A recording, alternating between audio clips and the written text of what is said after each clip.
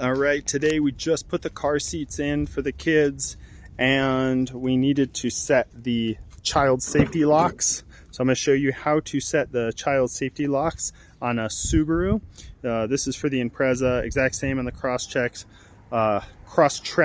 and probably most Subaru models. So you come down here and here's the button. I have it engaged already because we got the car seats in there. That is, you can see here, there is a lock and unlock. That's the unlocked mode. You flip it down, boom, locked. Then reach in and double check. Make sure that's disengaged your handle.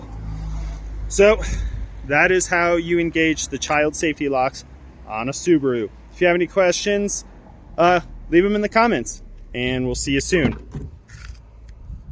Boom. That's how it's done.